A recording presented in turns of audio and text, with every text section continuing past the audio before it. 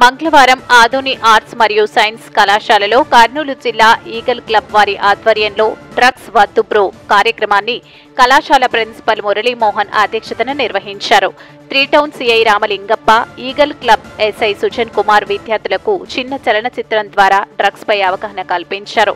సుజన్ కుమార్ మాట్లాడుతూ జిల్లా వ్యాప్తంగా ఈగల్ క్లబ్లు ఏర్పాటు చేసి విద్యార్థులను అందులో భాగస్వాములుగా చేసి మాదక ద్రవ్యాలపై అవగాహన కల్పిస్తూ వాటి ద్వారా వచ్చే దుష్పరిణామాలను మరియు చట్టరీత్యా వచ్చే శిక్షలను విద్యార్థులకు వివరించారు. అనంతరం విద్యార్థులు అడిగిన పలు అనుమానాలను ఎంతో ఓపికగా సిఐ రామలింగప్ప నివృత్తి చేశారు. ఈ కార్యక్రమంలో ఈగల్ క్లబ్ సభ్యులు ఎలీషా, మస్తాన్వలి, రమేష్, కళాశాల వైస్ ప్రిన్సిపల్ బాలస్వామి, అధ్యాపకులు చంద్రశేఖర్, ఎన్ఎస్ఎస్ అధికారులు జోనాథవనన్, విక్లీఫ్, వెంకటరామిరెడ్డి, విద్యార్థులు పాల్గొన్నారు. My name is K. Viresh. I am studying BCom second year CM.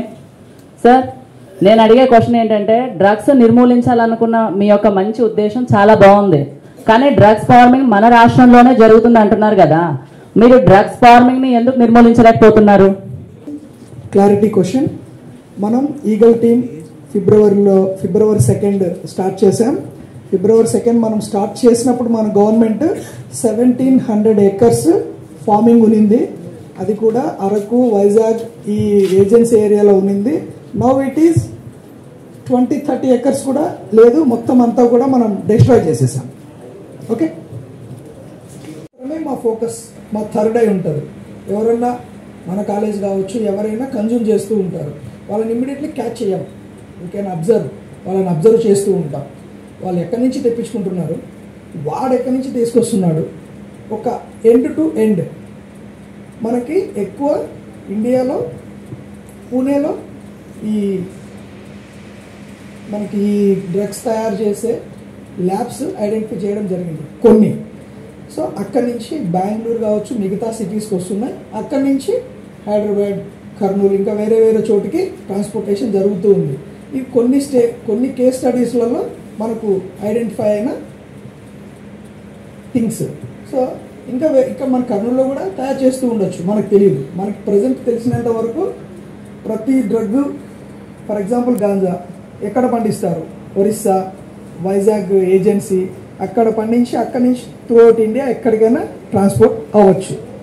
So ఏ స్టేజీలో ఉన్నా, ఇందాక ప్రిన్సిపల్ సార్ చెప్పారు, ట్రాన్స్పోర్టేషన్, కన్జ్యూమింగ్, లేదా ఒక చోట స్టోర్ చేయడం, ఇలా ఒక డ్రగ్ విషయంలో ఏ స్టేజీలో మనం ఇన్వాల్వ్ అయినా సరే పనిష్మెంట్స్ చాలా సివియర్ పనిష్మెంట్స్ ఉంటాయి.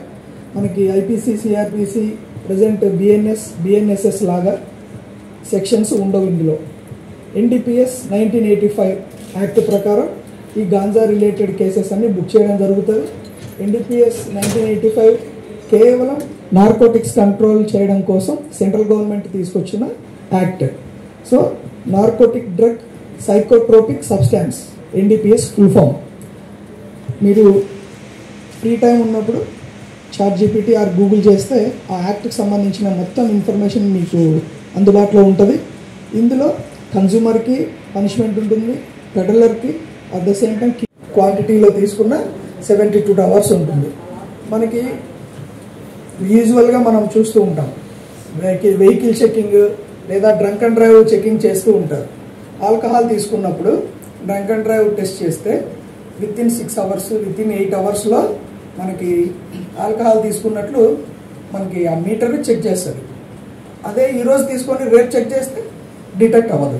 బట్ డ్రగ్ అలా కాదు, ఒకసారి కన్జ్యూమ్ చేస్తే 1 month 30 days ఎప్పుడు టెస్ట్ చేసినా డ్రగ్ తీసుకున్నట్లు డిటెక్ట్ అవుతుంది.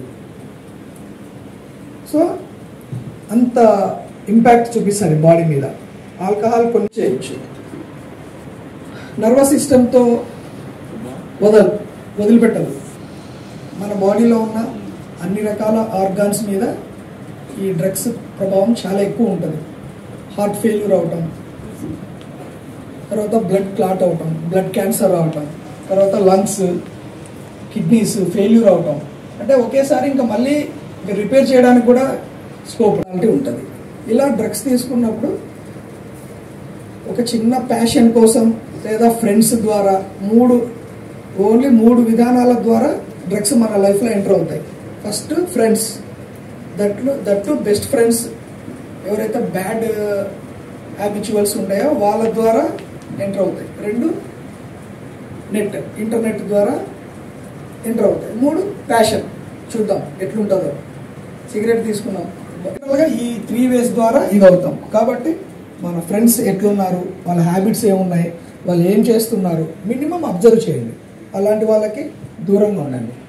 ఎందుకంటే వన్స్ అది లైఫ్లో ఎంటర్ అయిన తర్వాత ఎవరి మాట వినం, మన కంట్రోల్లో మనమే ఉండం. ఇన్ కేస్ అది మనకి టైంకి దొరకకపోతే మనకి అందుబాటులో ఎవరున్నా కొట్టేస్తాం, అంతవరకు ఓకే. మనల్ని మనం కూడా పనిష్మెంట్ చేసుకుంటాం. రీసెంట్గా మనకి కర్నూలు డిఅడిక్షన్ సెంటర్లో ఒక కుర్రోడు, ఆ పిల్లోడు 4 పోసుకున్నాడు దొరక్క. ఆ టైంలో డ్రగ్స్ దొరక్క. ఆ అబ్బాయి 1 year నుంచి డ్రగ్ స్నేహితులను మరియు సమాజాన్ని డ్రగ్స్ ముప్పు నుంచి రక్షించేందుకు ప్రయత్నిస్తాను. నేను ఎవరి ప్రేరణకు లోనయ్యి మాదక ద్రవ్యాలు వాడనని మాటిస్తున్నాను. ఇవి నేరపూరితమైనవి, నా జీవితాన్ని నాశనం చేయగలవని నాకు తెలుసు. నా దేశ భవిష్యత్తు మాదిరిగా నేను మాదక ద్రవ్యాల నుండి స్వచ్ఛంగా ఉండేందుకు కట్టుబడి ఉంటాను. జై హింద్.